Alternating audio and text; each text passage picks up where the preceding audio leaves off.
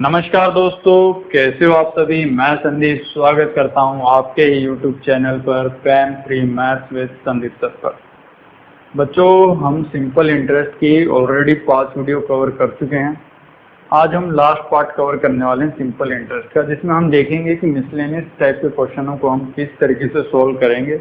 इस miscellaneous type में हम देखेंगे जो टाइप हमसे छूट चुकी है वो टाइप हम इस वीडियो में कवर करने वाले हैं। सिंपल इंटरेस्ट का एक पार्ट आप लोगों का रह जाएगा, वो है इंस्टॉलमेंट से रिलेटेड। इंस्टॉलमेंट के क्वेश्चन हम जब सीआई पढ़ेंगे और सीआई के जो इंस्टॉलमेंट के क्वेश्चन होते हैं वहां पे हम एक कंबाइन वीडियो बना देंगे सीआई और एसआई के इंस्टॉलमेंट के क्वेश्चनों को हम कैसे सॉल्व करेंगे। अगर आप लोग मुझे फेसबुक पेज पे, फेसबुक ग्रुप पे, टेलीग्राम पे या व्हाट्सएप पे कहीं पे भी अगर आप लोग मुझसे जुड़ना चाहते हैं तो उसका लिंक मैंने आप लोगों को डिस्क्रिप्शन में दे रखा है, वहाँ पे जाके आप लोग मुझसे जुड़ सकते हैं। अगर आप लोगों के कोई डाउट होता है तो वो भी आप लोग मुझसे वहाँ पे पूछ सकते हैं। तो आइए ज़्यादा टाइम ना खराब करते हैं, हम सीधा हमारे क्वेश्चन पे आते हैं। और इम्पोर्टेंट क्वेश्चन है, जैसा कि आप लोगों को दिख रहा है, टीयर 2 में पूछा हुआ क्वेश्चन है। आज की इस वीडियो में हमने सभी के सभी क्वेश्चन बहुत बढ़िया ले रखे हैं जो आपको मजा आने वाला है। और आप सभी को पता है मेरा जो पढ़ाने का जो तरीका है वो थोड़ा डिफरेंट है। मैं पहले आप लोगों को ये बताता हूँ कि क्वेश्चन अगर आप लोग बेसिक तरीके से सॉल्व करोगे तो कैसे सॉल्व कर सकते थे उसे, और सेम उसी क्वेश्चन को आप लोग पेन फ्री अप्रोच से कैसे सॉल्व कर सकते थे जिसमें आप लोगों को लिखना भी ना पड़े। तो पहला क्वेश्चन जैसा कि आप लोगों को दिख रहा है, सीजीएल टीयर 2 में पूछा हुआ है 2011 में। क्वेश्चन कहना क्या चाहता है एक बार हम वो देख लेते हैं। तो हमारा पहला क्वेश्चन क्या कहता है, एक आदमी ने 1,20,000 रुपए की राशि जोड़ी है, ठीक है, उसके खून पसीने की कमाई है वो, और उसने 1,20,000 रुपये अपने 2 बच्चों के लिए उसने जमा किए। 2 बच्चे हैं उसके, एक तो है 14 साल का, एक है 12 साल का, ठीक है। वो पैसे वो बैंक में इस तरीके से इन्वेस्ट करना चाहता है उन दोनों के खातों में कि 18 साल होने के बाद दोनों को बराबर बराबर पैसे मिले, ताकि उनके बीच में आपस में आगे जाके कोई भी तकरार ना रहे कि पापा इसको पैसे ज्यादा मिले हैं, मेरे को पैसे कम मिले। तो बैंक में इस तरीके से जमा करवाना चाहता है। और किस दर से पैसे जमा करवा रहा है वो, 5% वार्षिक साधारण ब्याज की दर से पैसे वो जमा कराएगा। तो हमें ये देखना है कि इस टाइप के क्वेश्चन जो ये है, ये मैं आपको बता दूं, ये वो टाइप है जिसमें अमाउंट आप लोगों का सेम होता है, ठीक है। मिश्र धन जब आप लोगों को दोनों पार्टी की तरफ से सेम मिलता है तो उस टाइप के क्वेश्चन हमें किस तरीके से सोल्व करने हैं। तो पहले हम देखेंगे इस क्वेश्चन को हम बेसिक तरीके से कैसे करेंगे, और फिर सेम इसी क्वेश्चन को आप लोग बिना पेन कॉपी के कैसे सॉल्व कर सकते हैं तो वो मैं आप लोगों को बाद में बताऊंगा। तो इसका सिंपल मेथड जो है, बेसिक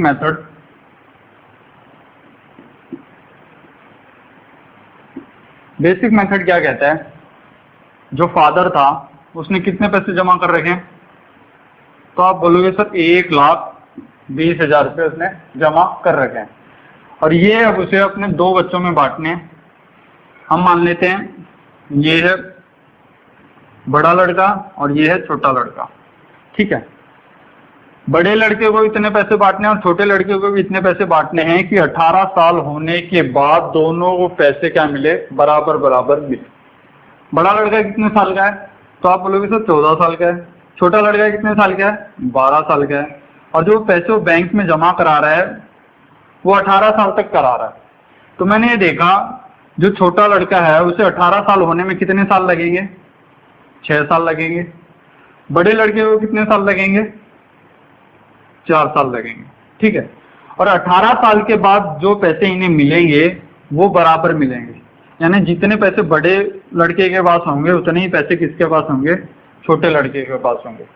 ये बात यहाँ तक आप लोगों को समझ में आई या नहीं आई। बस हमने अब तक सिर्फ क्वेश्चन देखा है कि क्वेश्चन कहना क्या चाहता था, उसी के हिसाब में हमने ये सब चीजें लिखी है। फादर था जिसके पास 1,20,000 रुपये थे, उसे अपने 2 बच्चों में बांटने थे, बड़े लड़के में और छोटे लड़के में। जो बड़ा लड़का था वो था 14 साल का, जो छोटा लड़का था वो था 12 साल का। और जो पैसे वो बैंक में जमा करा रहा है सिर्फ वो 18 साल तक करा रहा है कि जब दोनों बच्चे 18 साल के हो जाएंगे तो उन्हें वो पैसे मिल जाए। तो मैंने ये देखा 18 साल होने में बड़े लड़के को कितना टाइम लगेगा, 4 साल। छोटे लड़के को कितना समय लगेगा, 6 साल। और जब ये दोनों 18 साल के हो जाएंगे तो बी के बाद बड़े लड़के के जितने पैसे होंगे सेम उतने ही पैसे किसके पास होंगे, छोटे लड़के के पास होंगे। ये बात क्लियर है। तो बेसिक तरीके से हम कैसे करेंगे, 12 फादर था ये, इसने दो जनों को पैसे बांटे हैं। हम मान लेते हैं बड़े वाले लड़के को और बड़े वाले लड़के को बांट रहा है ये P1 रुपए और छोटे वाले लड़के को बांट रहा है ये P2 रुपए, और जो अमाउंट मिलेगा वो अमाउंट दोनों केस में क्या होगा, बराबर होगा। तो हम पहले ये देख लेते हैं बड़े लड़के से जो हमें मिश्र धन मिलेगा वो मिलेगा कितना। बड़े लड़के को कितने पैसे दे रखे उसने, P1 जमा में P1, जो रेट है, रेट कितनी है, तो आप बोलोगे सर 5 साल के हिसाब से उसने इन्वेस्ट कर रखे हैं। बड़े लड़के का टाइम है कितना भाई, 4 साल है उसके पास टाइम, तो गुणा में 4 डिवाइड बाय 100। ये जो मिश्र धन मुझे मिलेगा ये बराबर होगा जो मैंने छोटे लड़के को पैसे बांट रखे हैं। छोटे लड़के को मैंने कितने पैसे बांट रखे हैं, P2 रुपए दिए हैं उसे।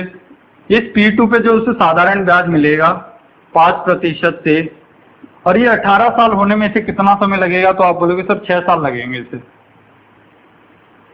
Divide by 100। यहां से अगर मैं सोल्व करूं तो ये आ गया 100 P1 plus 20 P1 divide by 100। ये आ गया यहाँ से 100 P2 plus 30 P2 divide by 100।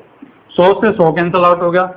100 P1 में 20 P1 जोड़ूंगा तो ये हो गया आपका 120 P1, ये हो गया आपका 130 P2। 0 से 0 कैंसल आउट हो गया, तो मुझे यहाँ से पता लगा P1 बाय P2 रेशियो कितना आ गया यहाँ से 13/12, यानी P1 कौन है, P1 है बड़ा लड़का और P2 कौन है, छोटा लड़का। तो मैंने ये देखा अगर बड़े लड़के के खाते में अगर 13 रुपए जमा होंगे तो छोटे लड़के के खाते में कितने रुपए जमा होंगे, 12 होंगे, और टोटल रुपए हो कितने गए, तो आपने कहा कि सर टोटल पैसे हो गए 25 रुपए। लेकिन अगर हकीकत में देखा जाए तो पैसे जमा कितने हो रहे हैं बैंक में, 1,20,000 रुपए। और हमने यहाँ से रेशियो की मदद से जब इसे सोल्व किया तो हमें पता लगा कि बैंक में पैसे जमा कितने हो रहे हैं, 25 रुपए। तो आपने ये कहा सर 25 यूनिट की वैल्यू है 1,20,000 रुपए, और आपको ये निकालना है कि छोटे बच्चे को कितने रुपए मिले, और छोटे बच्चे को कितने रुपए मिले, 12। अगर 25 की वैल्यू 1,20,000 रुपए है तो छोटे बच्चे की वैल्यू कितनी होगी।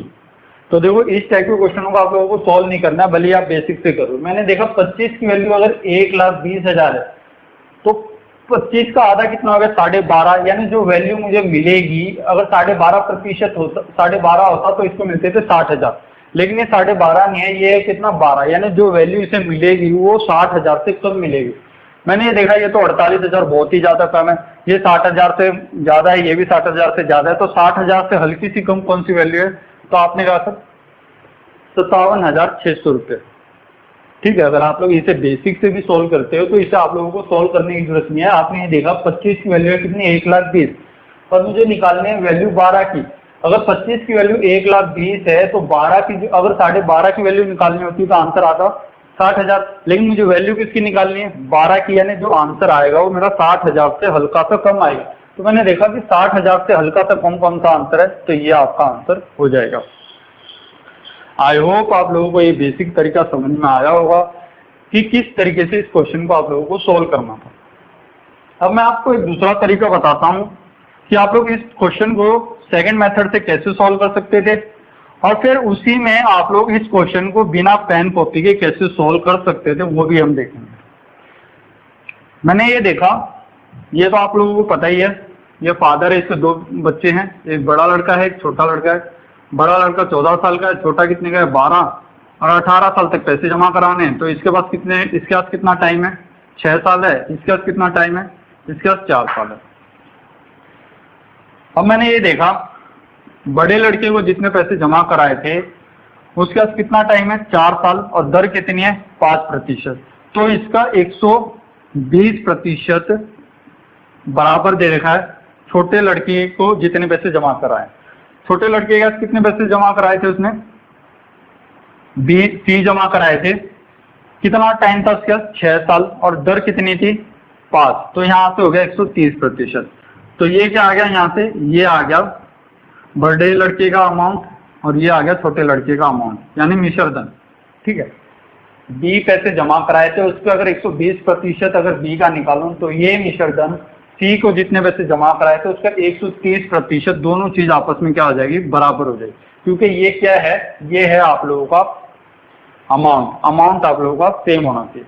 फिर मैंने यहाँ से देखा प्रतिशत से प्रतिशत कैंसिल आउट हो गया, 0 से 0 कैंसिल आउट हो गया। तो मैंने ये देखा अगर बड़े लड़के को 13 रुपए मिलेंगे तो छोटे लड़के को कितने मिलेंगे, 12। बड़े को 13 मिल रहे हैं तो छोटे को कितने मिल रहे हैं, 12। और मुझे निकालना था कि छोटे लड़के को पैसे मिलेंगे कितने। तो मैंने ये देखा आंसर मेरा वही होगा जो 12 से डिवाइड होगा। लेकिन मैंने ये देखा अगर मैं 12 से यहाँ पे डिवाइड करता हूँ तो मुझे थोड़ी दिक्कत हो सकती है। तो मुझे पता है मैं इसको ऐसे भी लिख सकता हूँ 4 गुणा में 3। अगर वो आंसर अगर मेरा 3 से डिवाइड होता है तो वो आंसर मेरा 12 से भी डिवाइड होगा। तो मैं देख लेता हूँ 3 से डिवाइड होने वाले आंसर कितने हैं। 8 और 8 16, 16 और 4 20। ये मेरा 3 से डिवाइड नहीं होगा। 7 और 6 13, 13 और 5 18, 18 मेरा 3 से डिवाइड हो जाता है। तो ये मेरा आंसर हो सकता है। 6 मेरा 3 से डिवाइड होता है। 4 और 2 ये भी मेरा किससे डिवाइड होता है, 3 से डिवाइड होता है। फिर मैंने ये देखा कि ये कितना हो गया, 12 और 12 और 16 ये मेरा 3 से डिवाइड नहीं होता। फिर मैंने ये देखा या तो आंसर ये होगा या आंसर ये होगा। फिर मुझे ये भी पता है कि 25 की वैल्यू कितनी है, 1,20,000 है। अब मुझे वैल्यू निकालनी है 12 की।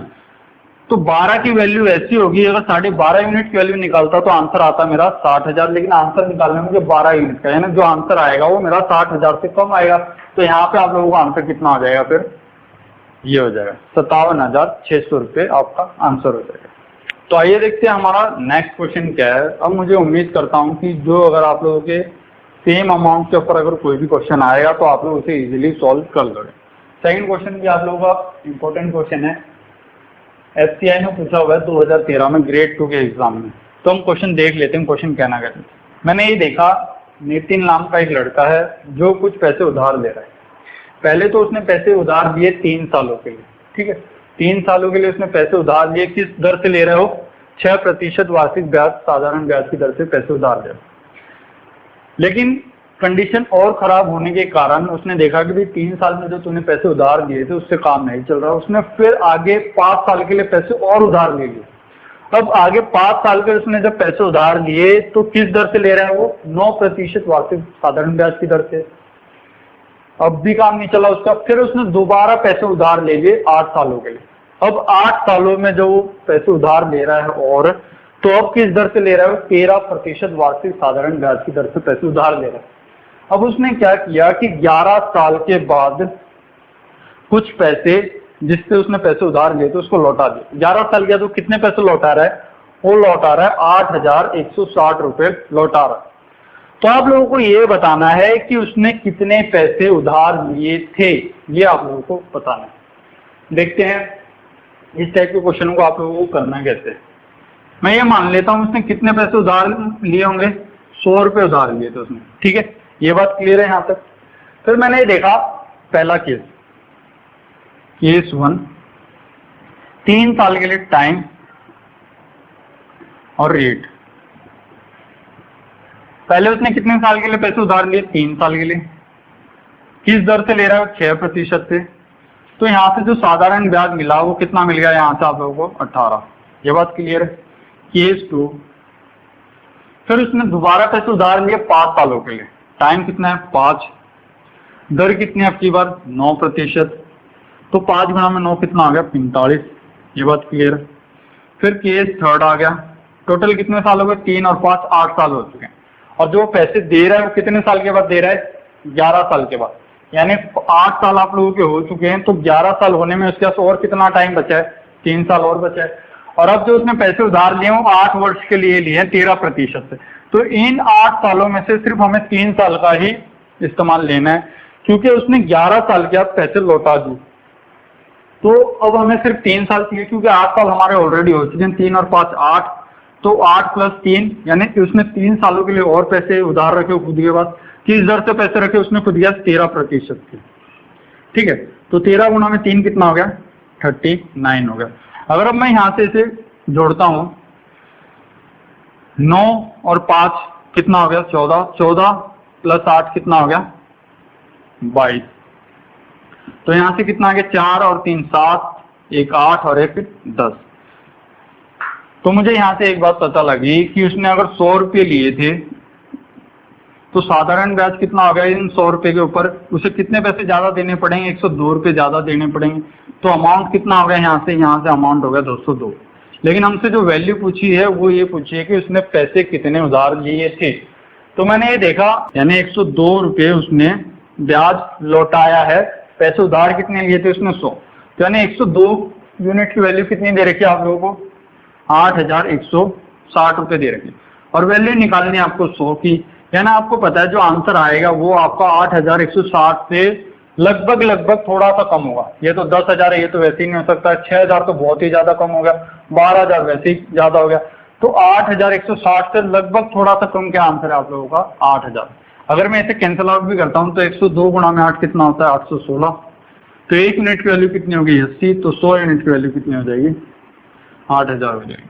तो इस टाइप के क्वेश्चन को आप लोगों को इस तरीके से सॉल्व करना है। मैं दोबारा समझा देता हूँ, जब भी इस टाइप के क्वेश्चन आए तो आप लोगों को क्या करना है, ये देखना है कि पहले उसने कितने साल के लिए लिए, 3 साल के लिए 6% के हिसाब से हो गए 18, फिर उसने 5 साल के लिए 9% के हिसाब से 45, फिर यहाँ पे उसने लिए थे 8 साल के लिए पैसे लेकिन 13% वार्षिक ब्याज की दर से, लेकिन उसने जो पैसे हैं उसने वो 11 साल में लौटा दिए। तो यहाँ पे 3 और 5 8 साल तो हो चुके हैं, तो 11 साल होने में कितना टाइम और बच गया क्या, तो 3 साल और बच गए। 3 साल उसने पैसे और रखे खुद दिया किस दर से 13%, तो यहाँ पे हो गया कितना 39। तो मैंने ये देखा टोटल ब्याज उसका कितना बन गया, टोटल ब्याज बन गया 102 रुपये। अगर उसने 100 रुपये लिए थे तो 100 पे 102 रुपये का ब्याज हो गया, जो टोटल अमाउंट है जो मिश्रधन उसे देना होगा वो कितना दिया होगा, उसने 202 रुपये दिया होगा। मैंने ये देखा कि क्वेश्चन में मुझे दे रखा था कि 102 की वैल्यू कितनी है 8,160 रुपये, यानी जो ब्याज उसने भरा था वो कितना भरा था 8,160, और पैसे लिए कितने थे उसने 100 रुपये। अगर 102 की वैल्यू इतनी है तो 100 की जो वैल्यू आएगी वो इससे लगभग थोड़ी सी कम होगी, थोड़ी सी कम कितना दिख रहा है आपको 8,000, तो ये आपका क्या हो जाएगा आंसर हो जाएगा। कई बार क्या होता है बच्चों, इस टाइप के क्वेश्चन में सिर्फ आपको अप्रोक्सीमेशन देखना होता है, सोल्व करने की जरूरत नहीं होती। ये चीजें जो मैंने आप लोगों को लिख के बताई है इसमें आप लोगों को लिखने की जरूरत नहीं है, ये चीजें आप लोग माइंड में सोल्व कर सकते हो। 3 गुणा में 8 18, 5 गुणा में 9 45, 3 के हिसाब से फिर 39, अगर इसको मैं जोड़ता हूँ तो 102 आ गया। 102 का आंसर है कितना 8,160, तो आंसर जो आएगा वो मेरा 8,000 से और यानी इससे कम आएगा, तो इससे कम कितना दिख रहा है आप लोगों को 8,000 दिख रहा है। ठीक है, तो आइए देखते हैं हमारा नेक्स्ट क्वेश्चन कैसे हमें सॉल्व करना है, और ये एक इम्पोर्टेंट क्वेश्चन है जो कई बार एग्जाम में पूछा जा सकता है, और काफी बच्चे ऐसे हैं जो इस क्वेश्चन में आके फंसते हैं कई बार। तो आप लोगों को इस टाइप के क्वेश्चन सॉल्व कैसे करने हैं मैं आप लोगों को सिखाता हूँ। एक निश्चित धनराशि है जिसे एक निश्चित समय के लिए इन्वेस्ट किया जाता है। ठीक है, पहले उसे निवेश किया जाता है 5% वार्षिक साधारण ब्याज की दर से, और जो आप लोगों को मिश्र धन मिलता है वो कितना मिलता है 150 रुपये आप लोगों को राशि प्राप्त होती है। अब जो एग्जामिनर है, एग्जामिनर ने ये कहा अगर 5% से अगर आपको 150 रुपये मिल रहे हैं तो वही निश्चित राशि को अगर आप 3% की दर से इन्वेस्ट करो सेम उसी निश्चित समय के लिए, तो अब आप लोगों को जो राशि मिल रही है वो मिल रही है 100 रुपये। तो आप लोग मुझे ये बताओ कि उसके पास पैसे थे कितने, यानी प्रिंसिपल कितना है, यानी उसने कितने पैसे निवेश किए थे और कितने समय के लिए किए थे। ये दो चीजें आप लोगों को यहाँ पे निकालनी है। तो कैसे निकालोगे आप लोग, मैंने ये देखा अगर उसने P रुपये इन्वेस्ट किए थे, P रुपये थे उसके पास, जिस पे उसने 5% वार्षिक साधारण ब्याज की दर से T समय के लिए लगाए थे पैसे, और अब उसे जो पैसे मिले हैं वो कितने रुपए मिले हैं 150 रुपये मिले। सेम अब यही P रुपये उसने इन्वेस्ट किए 3% वार्षिक ब्याज की दर से सेम उतने ही समय के लिए, लेकिन अब उसे पैसे कितने मिले 100 रुपये मिले। तो उसने ये देखा जब मैंने प्रतिशत घटाया, पहले वो 5% वार्षिक ब्याज की दर से पैसे निवेश कर रहा था, अब कर रहा है वो 3%, तो उसने पहले के मुकाबले कितना कम इन्वेस्ट किया, कितने प्रतिशत कम इन्वेस्ट कर रहा है वो 2%। तो उसने ये देखा 2% बराबर है किसके, पहले आपको 150 रुपये मिलते थे और अब कितने मिल रहे हैं 100 रुपये, यानी कितने का डिफरेंस आ गया 50 का डिफरेंस, यानी 2% में कितने का डिफरेंस हो गया 50 का, तो 1% में कितने का डिफरेंस हो जाएगा 25 का। तो आप लोगों को यहाँ से ये पता लगा अगर 1% 25 के बराबर है तो 3% की वैल्यू कितनी हो जाएगी 75, और आप लोगों को जो अमाउंट मिला है कितना मिला है 100, तो यहाँ से प्रिंसिपल की वैल्यू कितनी आ जाएगी 25 आ जाएगी। ये बात आप लोगों को समझ में आई या नहीं आई, आई होप आप लोगों को यहाँ तक ये बातें क्लियर हो गई होगी। फिर आपने ये देखा, अब आपको टाइम निकालना था। सिंपल इंटरेस्ट है कितना आप लोगों का? सिंपल इंटरेस्ट है अब आप लोगों का तीन की वैल्यू कितनी है? एक की वैल्यू है 25, तो 3 की वैल्यू कितनी हो जाएगी? 75। तो जो साधारण ब्याज है वो कितना मिल रहा है आप लोगों को? 75 मिल रहा है। और इस 75 में आप लोगों को पता है रेट गुणा में टाइम होता है। रेट कितनी है आप लोगों की?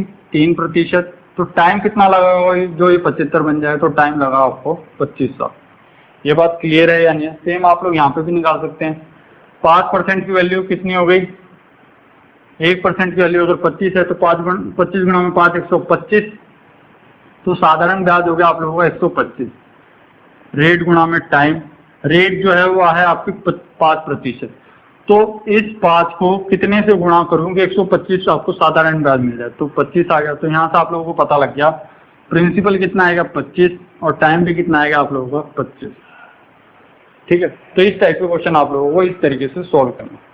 एक क्वेश्चन और देख सकते हैं हम इसी पैटर्न पे, ताकि आप लोगों को इस टाइप के क्वेश्चन बिल्कुल क्लियर हो जाए कि सॉल्व करने कैसे। देखिए अगला क्वेश्चन सेम इसी पैटर्न पे है। अब की बार एक धनराशि को किसी निश्चित समय के लिए 5% वार्षिक की दर से निवेश करने पर 350 रुपये मिलते हैं। अगर 3% पे अगर निवेश करता तो उसे जो पैसे मिल रहे हैं कितने मिल रहे हैं? 250 मिल रहे हैं। तो आपको ये बताना है कि वो धनराशि है कितनी और टाइम कितना लगेगा। मैंने ये मान लिया ₹P उसने इन्वेस्ट किए थे।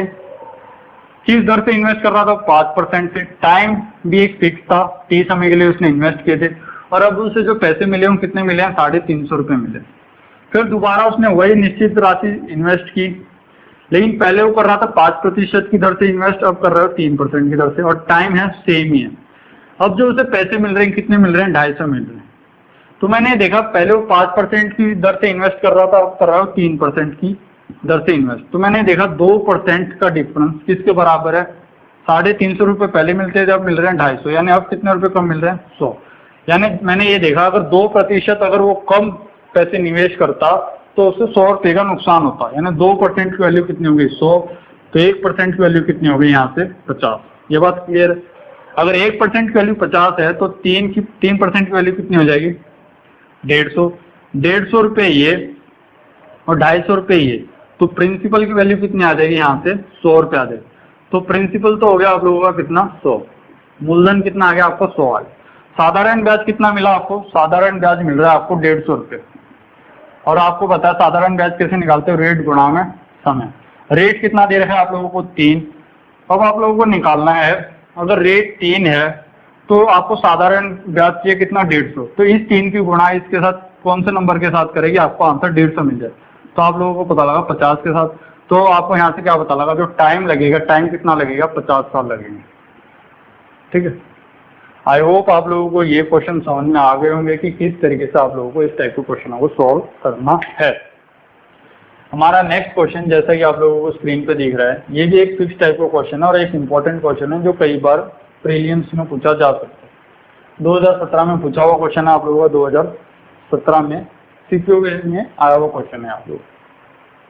क्वेश्चन क्या कहता है? कोई धनराशि साधारण ब्याज पर 5 वर्षों में 1020 रुपये हो जाती है। ठीक है, यानी कोई धनराशि है, हमें ये नहीं पता है कितनी, लेकिन अगर 5 साल के बाद अगर मैं देखता हूं तो वो धनराशि उसे कितनी वापस मिलेगी? 1020 रुपये वापस मिलेगी। 8 साल के बाद 1200 रुपये हो जाती है। तो आप लोगों को ये बताना है कि वो धनराशि है कितनी और दर किस दर से वो पैसे इन्वेस्ट कर रहा है, ये भी आप लोगों को बताना है। मैं ये मान लेता हूं कि P रुपये थे उसके, आप 5 साल के बाद जो अमाउंट है वो कितना हो गया? अमाउंट हो गया 1020 रुपये हो गया। अगर वो 8 साल के बाद कैलकुलेट करे तो 8 साल के बाद उसने देखा 8 साल के बाद जो उसे पैसे मिलेंगे वो मिलेंगे 1200 रुपये। फिर उसने ये देखा कि 5 साल और 8 साल के बीच में डिफरेंस है कितना? 3 साल। और इन 3 साल में उसको फायदा कितना ज्यादा हो रहा है? तो उसने देखा अगर 8 साल के लिए इन्वेस्ट करता है तो इतने पैसे मिल रहे हैं, 5 साल के लिए इन्वेस्ट करता है तो 1020 रुपये मिल रहा है। यानी ये जो 3 साल का डिफरेंस है इसमें उसने देखा कि प्रॉफिट हो कितना रहा। तो इसने देखा 5 और 8 के बीच में कितने साल का डिफरेंस है? 3 साल। इन 3 साल में उसने कितने पैसे ज्यादा कमाए? तो 1200 में से 1020 घटाओगे तो आपको पता लगा 180 आ गया। तो उसने ये देखा 3 साल में जो उसे फायदा हो रहा है वो कितने का हो रहा है, 180 रुपये का हो रहा है। तो 1 साल का फायदा अगर वो देखता है तो 1 साल का फायदा कितना हो गया उसका, 60 रुपये का हो गया। ठीक है, यानी उसे हर 1 साल बाद 60 रुपये का प्रॉफिट हो रहा है। अब उसने ये देखा अगर 1 साल का 60 रुपये का प्रॉफिट है तो 5 साल का कितना हो जाएगा, 300 रुपये प्रॉफिट हो जाएगा, क्योंकि 5 गुणा में 60 कितना हो गया, 300। तो 300 रुपये अगर वो इस अमाउंट में से घटाएगा म्यूचुअल फंड में से, जब आप साधारण ब्याज घटाओगे तो आपको क्या मिलता है, मूलधन मिलता है। तो 1020 में से अगर 300 रुपये घटाओगे तो आप लोगों को पता लग गया मूलधन था कितना भाई, 720 रुपये था। ठीक है, तो मूलधन कितना आ गया, 720। ये तो निकल गया आप लोगों का यहाँ से मूलधन। अगर यहाँ से दर पूछी होती तो कैसे निकालते, तो आप लोगों को पता है भाई उसने पैसे इन्वेस्ट कितने किए थे, पैसे इन्वेस्ट किए थे उसने 720 रुपये। ठीक है, और उसको प्रॉफिट कितना हो रहा था हर साल, तो आपने कहा कि सर हर साल उसे कितने का प्रॉफिट हो रहा था, 60 रुपये का प्रॉफिट हो रहा था। यानी 720 रुपये की चीज पे 60 रुपये का प्रॉफिट हो रहा है। प्रतिशत निकालना है तो 100 से मैं इसे गुणा कर दूंगा। मैंने यहाँ से देखा 0 से 0 कैंसिल आउट, तो ये इससे कितने में कटा, 12 से। तो 100/12 किसके बराबर होता है, 8 सही 1/3% के बराबर होता है। ठीक है, तो ये आप लोगों की क्या आ जाएगी, दर आ जाएगी। देखो एक तो ये तरीका हो गया आप लोगों का रेट ऑफ इंटरेस्ट निकालने का। रेट ऑफ इंटरेस्ट अगर आप लोगों को इस तरीके से निकालना है प्रॉफिट एंड लॉस के कंसेप्ट से, तो आप लोग क्या करो कि जो उसका जो प्रॉफिट हो रहा है ना उसे 1 साल में कन्वर्ट करो। जैसे 3 साल का प्रॉफिट 180, तो 1 साल का प्रॉफिट कितना आ जाएगा, 60। अगर 60 रुपये का उसे प्रॉफिट हो रहा है 1 साल का, और उसने पैसे इन्वेस्ट कितने किए थे, तो 720 रुपये किए थे, तो इस हिसाब से आपका आ गया ये। अगर आप इसे PRT के फॉर्मूले से अप्लाई करते हैं तो कैसे करते हैं, तो उससे आप लोग इन्वेस्ट करते हैं ऐसे।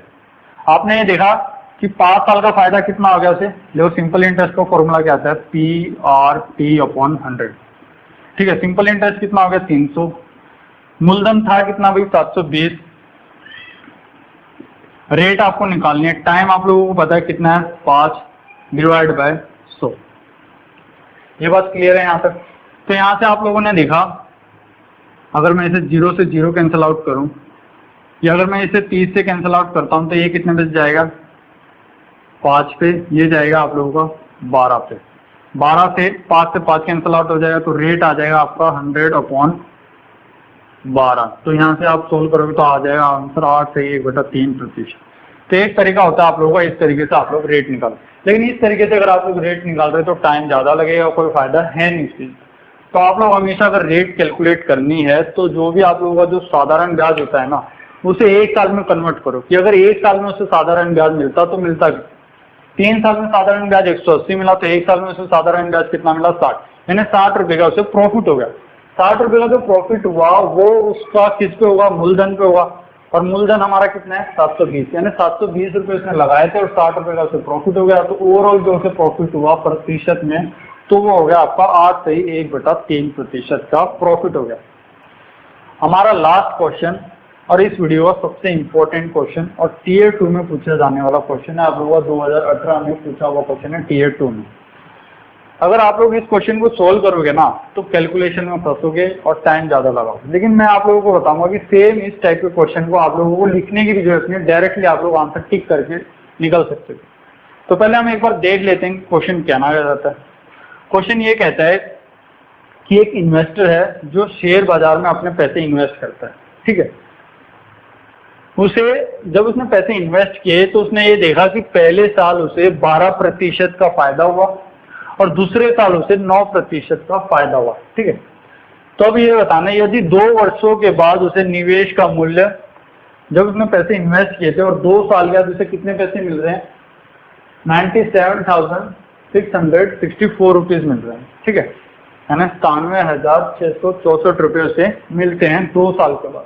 तो आप लोगों को ये बताना है कि जो वो इन्वेस्टर था उसने कितने पैसे इन्वेस्ट किए थे। ठीक है, क्वेश्चन सिंपली ये कहता है कितने रुपए उसने इन्वेस्ट किए थे 2 साल के बाद, और 2 साल के बाद उसे जो अमाउंट मिला यानी टोटल पैसे जो मिले वो कितने मिले, 97,664 रुपये उसे मिले।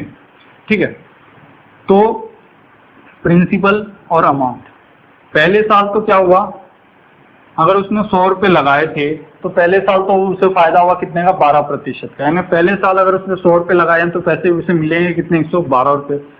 फिर दूसरे साल उसने दोबारा 100 रुपये लगाए, अब उसे फायदा कितने का हो रहा है दूसरे साल हो रहा है 109% का फायदा है, यानी अब उसे हो रहे हैं 109 रुपये का फायदा। तो यहाँ से प्रिंसिपल की वैल्यू आएगी 100 गुणा में 100 और अमाउंट की वैल्यू आएगी 112 गुणा में 109, यानी 112 गुणा में 109 यूनिट की वैल्यू 112 गुणा में 109 यूनिट की वैल्यू किसके बराबर दे रखी है आप लोगों को 97,664 के बराबर दे रखी है। और आपको वैल्यू निकालनी 100 गुणा में 100। तो आप लोग किस तरीके से सॉल्व करोगे, पहले 1 यूनिट की वैल्यू निकालोगे 97,664 डिवाइड बाय 112 इंटू में 109। फिर आप लोगों को 100 यूनिट की वैल्यू निकालनी है, तो आप करोगे 97,664 डिवाइड बाय 112 इंटू में 109 इंटू में 100 इंटू में 100। इतना टाइम आप लोग यहाँ पे खराब कर दोगे, लेकिन मैं चाहता हूँ कि आप लोग ये चीजें ना करें, ठीक है। कोई फायदा नहीं है इस टाइप के क्वेश्चनों को अगर आप लोग इस तरीके से सॉल्व कर रहे हो, कोई भी फायदा नहीं है। आप लोगों को डायरेक्टली कैसे देखना है, आपने क्या देखा, ये 109 यहाँ से कैंसिल आउट नहीं हो रहा है, लेकिन ये 112 ऐसा है जो यहाँ से कैंसिल आउट हो रहा है। तो इस 12 को आप यहाँ से कैंसिल आउट मत करो, क्योंकि आपको पता है जो आपको ओवरऑल वैल्यू लिखनी है ना वो ऐसे लिखनी है 112 गुणा में 109 गुणा में 100 गुणा में 100। तो 109 तो इससे कैंसिल आउट नहीं हो रहा, लेकिन 112 यहाँ से कैंसिल आउट हो सकता है, आप लोगों को पता है। अगर मैं इसे 4 से कैंसिल आउट करता हूँ तो यहाँ पे आप लोगों को पता है 23 आ जाएगा, और यहाँ पे जो भी आप सॉल्व करोगे आखिरी में आएगा 1, ठीक है। तो आप लोगों को इस टाइप के क्वेश्चनों को इस तरीके से सॉल्व नहीं करना है। तो आप लोगों को क्या देखना है, ये 23 यहाँ से कैंसिल आउट नहीं हो रहा है, तो आपने क्या देखा, जो भी आपका आंसर आएगा ना उसमें कितनी जीरो होंगी, 2 जीरो और प्लस 2 जीरो, यानी 4 जीरो होनी चाहिए। यहाँ पे कितने जीरो है, 3 जीरो, यहाँ पे कितनी जीरो है, 3 जीरो, यहाँ पे भी कितनी जीरो, 3 जीरो, और यहाँ पे जीरो कितनी है, 4 जीरो। तो ये आपका क्या हो जाएगा, सीधा डायरेक्ट आंसर हो जाएगा। कैसे देखना है, आप लोगों ने ये देखा ये 109 यहाँ से इन जीरो से कैंसिल आउट नहीं कर पा रहा, बढ़िया बात है। लेकिन अगर इस 112 को अगर मैं यहाँ से कैंसिल आउट करूँगा ना तो इसमें मेरा नुकसान है।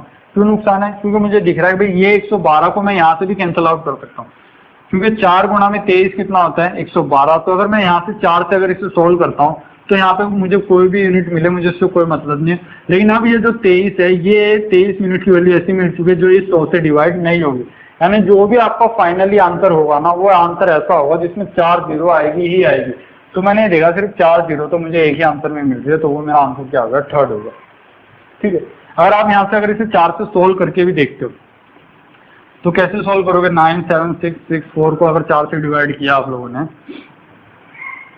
24 गुणा में 4 कितना होता है, 96, 16 मिल गया, 4 16 हो गया, 6 पे जाओगे तो दोबारा 1 पे, फिर यहाँ पे कितना हो, 24, यहाँ से अब कितना आ गया, 24 गुणा में 6, तो यहाँ पे आपका आंसर आ जाएगा 24416, ये आपका आंसर आ जाएगा। अब आपको पता है इस 3 को आप फर्दर इससे सॉल्व कर सकते हो, या इस 109 को इससे सॉल्व करो, कोई दिक्कत नहीं है। लेकिन ये 23 और ये 109 अब ऐसी यूनिट बन गई जो 100 से डिवाइड नहीं होगी। तो आप लोगों को डायरेक्टली देखना था कि 100 से यानी ऐसा आंसर होगा जिसमें आपकी 4 जीरो आएंगे, और 4 जीरो किसमें आ रही है, रिपीट आंसर 3rd में आ रही है, ठीक है। तो मैं तो ये चाहता हूँ कि इस टाइप के क्वेश्चनों में आप लोग ये चीजें सोल्व ना करें, डायरेक्टली आप लोग देखें कि डायरेक्टली आप लोग इस टाइप के क्वेश्चनों को सोल्व कैसे कर सकते हैं।